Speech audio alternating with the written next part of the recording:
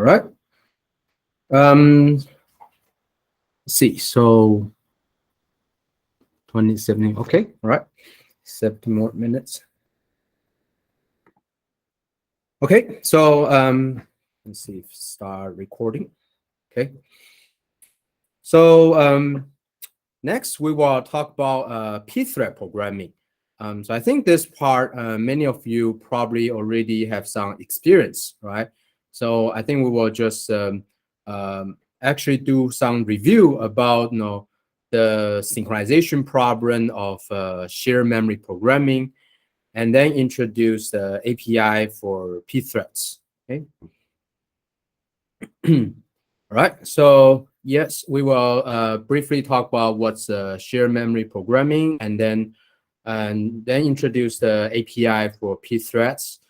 And we also introduce some of those classic synchronization problem, right? So you can have a more in-depth understanding of the problem of shared programming, shared memory programming. Okay? And of course, actually, many of those content has been taught in the operating system, right? When we teach the concept of thread programming. Okay. However, some of you might already forgot the content from the operating system, or you haven't took the course. So we will still introduce those contents, okay, or help you to refresh your memory. Okay. So the definition of shared memory programming is that, right, we have a single memory space for all the threads.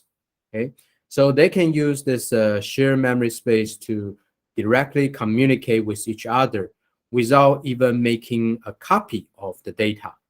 So supposedly it should be faster, right, than the message passing communication method.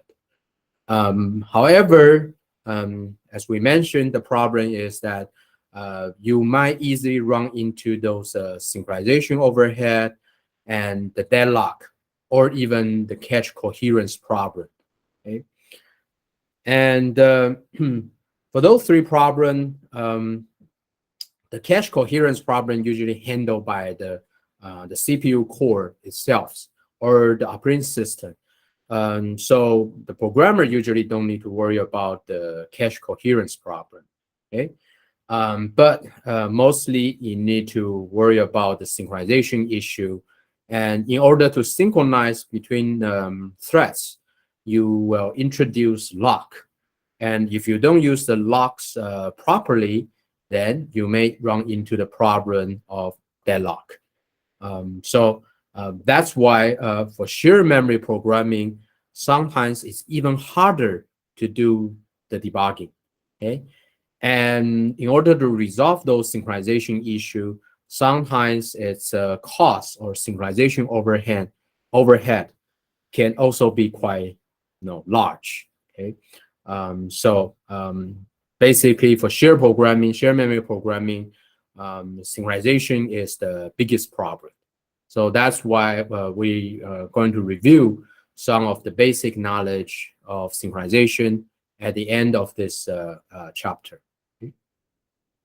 But for the programming perspective, usually we can do the shared memory programming in three ways. Okay, the first way is what we're going to teach in this chapter is using the pthread library or some thread library provided by your programming language. Okay, and this considered to be a lower level thread programming, right? Because as you will see, all those library provide is to just allow user to create threads and feed a function pointer to the threads, so the threads can execute the function in parallel. Okay, and it doesn't restrict you or do any memory management or synchronization for the programmer. Okay, so easier way to run your code with threads is through those parallelizing compiler. That's what we will teach in the next chapter. So basically, you can use some compiler directive to ask the compiler to generate the code, the thread code for you. Okay, so it will be very easy to generate or to run your code by threads. However, the compiler, right, it's not human, so it can only handle certain periodization pattern.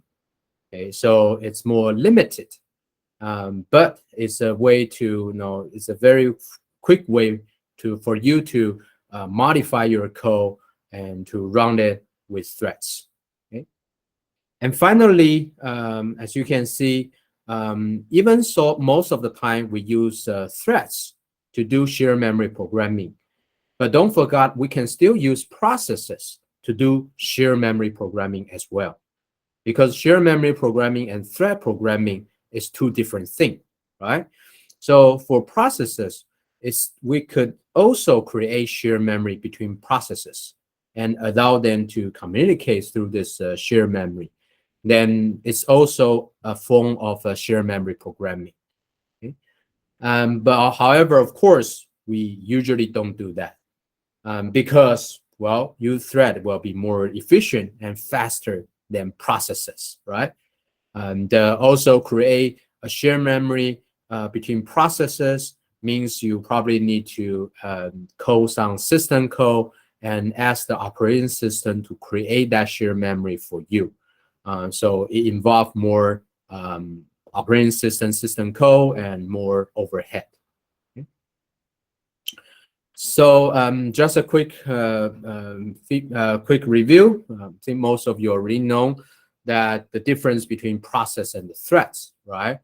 So basically the key point is that for threads, some of the memory content, they are shared by default, right? Such as the resource like file handler, the data like your the global variable, and the code, right? So that's why, especially usually we use the global memory, the global variable, right, as the shared memory to communicate between the threads. By default, thread programming is a way of shared memory programming. On the other hand, for process, because no memory content can be shared between processes by default, so that means you rely on the operating system to create that shared memory space between processes. And so it requires more setup and setting and management if you use processes to do shared memory programming. Okay. Of course, that's why we only talk about thread programming here. Okay. And also, you can see that for process, right? If you want to create a process, we usually use the system code like fork. The time for fork a process is certainly much slower than the time to create a threads through pthread create API. Okay. So if you use threads, you can create those execution unit you need much faster. Okay. On the other hand, for communication, right? If you have a shared memory, then of course, usually using shared memory will be faster than message passing.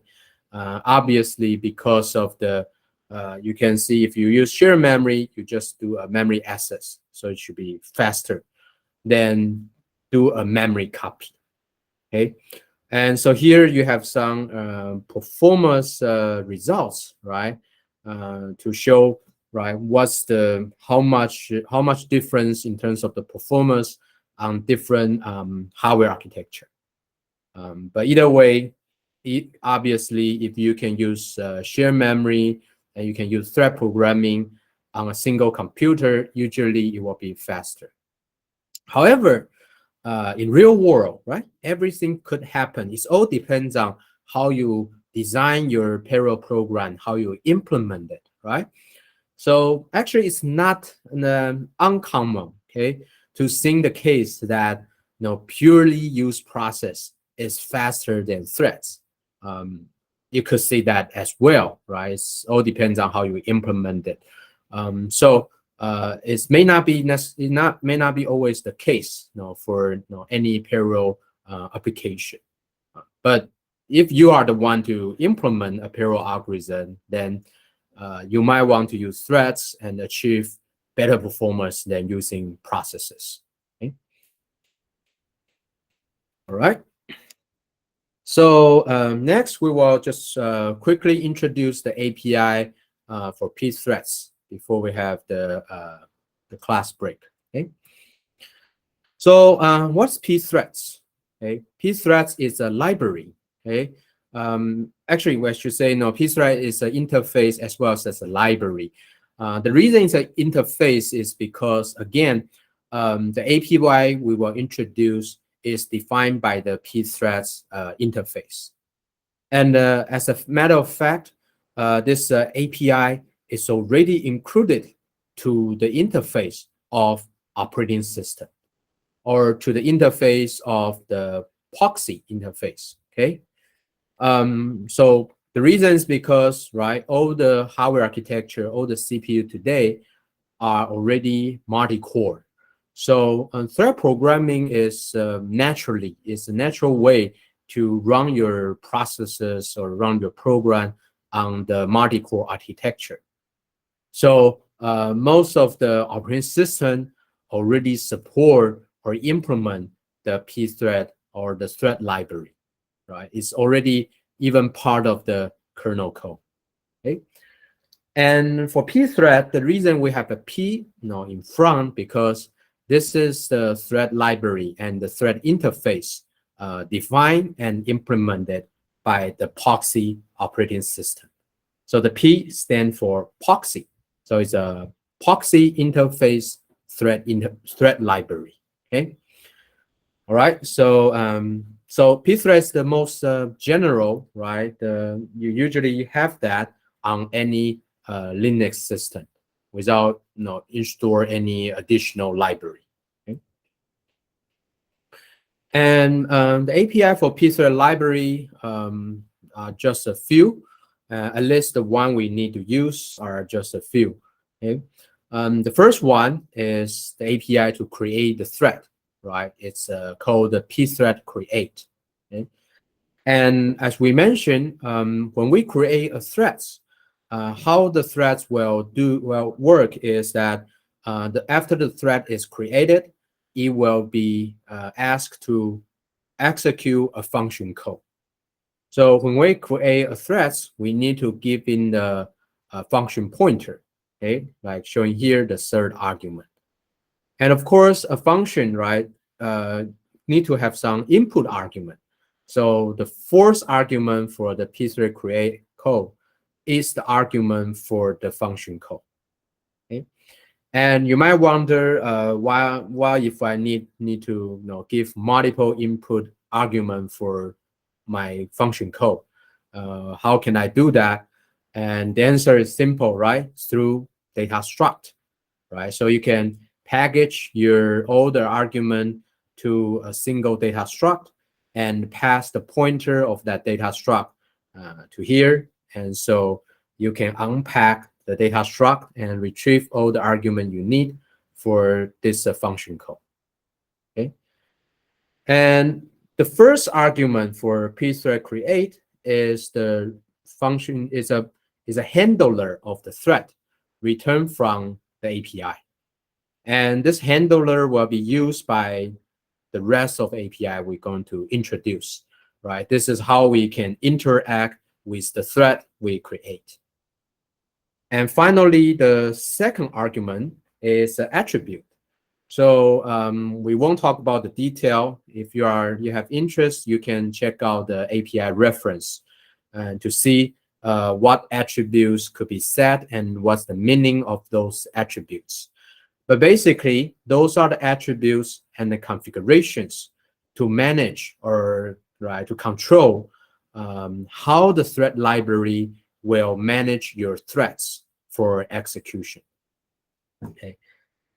So in general, at least for this course, you might need to you can just use the default setting. So you can use none over here. But if you have interest, you can check it out, know what other attributes exist and what are the some of the cases, special case you might need to use the attribute to handle. Okay. All right. And finally, so after the thread is created, right? Since it's try to run a function code, then the question will be, how can we get the result, the return value from the threads, right? And so the way to get the return value is through this pthread join API. Okay. So the join means you're going to join the main function, or usually we call the main threads, with a slave threads or worker threads you create. Okay. So the pthread join is a blocking code. So you will block the main threads until the worker threads completed. Okay. And after it completed, then we can use the second argument to retrieve the return value from the threads. Okay. And as you can see, the way to get the return value is through the pass by reference. So it's actually return the pointer, okay, not just return the value itself. Okay. When you do the programming, you need to use it correctly, properly. Okay. Okay. So here is a simple example, right? So the main function here, we create a bunch of threads, and every time we create the threads, we call the print hello function with a different input argument, so they know it will print his thread ID from the hello world message. Okay, and just remember, right? Many places, many arguments, we are passing the pointer, not just the value. Okay, according to the API, right? So according to the interface definition. So just make sure you follow those. And also you can see that the fourth argument, the type of this argument is void. So that's why you can pass any data type to your function code, right? And it's up to your function code to unpackage it and to decide to make a cast for the data type. So again, this is just some programming detail that you should be more careful with. Okay.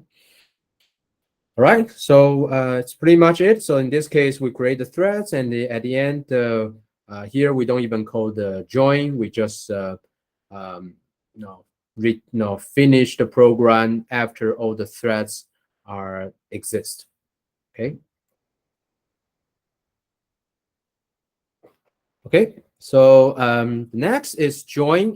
We already mentioned it before, right? And what's more important you need to know is that the pthread programming, the programming model, we often also code it as a fork and join model. That means you have the master threads, right? And when you reach some part of code that need to be parallelized, then you fork the threads to process it in parallel. And after that, you will join back to the main threads and do your serialization code or sequential code, and then reach another parallel region to fork the threads again. Okay, the pthread join is the one that can join all the threads you created. Okay, and another thing you need to remember is that once the thread is created, you must either call the join function for that thread, or you need to call detach on that thread. So that the thread library can know whether the main thread should continue to wait the pthreads to finish or not. So if you call the detach, that means it tells the thread library that the worker threads will never join the main threads again. Okay, so the main threads can free out some of the resources that is reserved or required by the join operation. Okay. So on one hand, of course, it will release those unused resource to avoid resource waste, right? But more importantly is most of the thread library will not allow a main threads to finish until you either call detach or join on the worker threads. So it's pretty much like the MPI finalize, right? Similarly, if you don't call it, sometimes your program will end there, okay? Because it doesn't know what to expect from the behavior of your user program or your threads, okay? When you do the coding, after you fork the threads, if you don't plan to join in the future, then make sure you code detach on the thread immediately, right? So that you will not forget to do this, okay? All right, so that's the join and detach, okay? So actually, that's pretty much all the API you need to do a thread programming. All other things, right?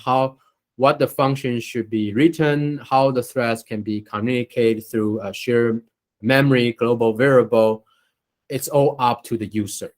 You don't require any API or thread library to do so. Okay. Of course, that's why the real problem is from solving those synchronization issues. We will have a class break now until 4:35. So we have a 10 minutes break. And when we return, we will start introduce the synchronization problem and how it could be solved in general and also in P threads.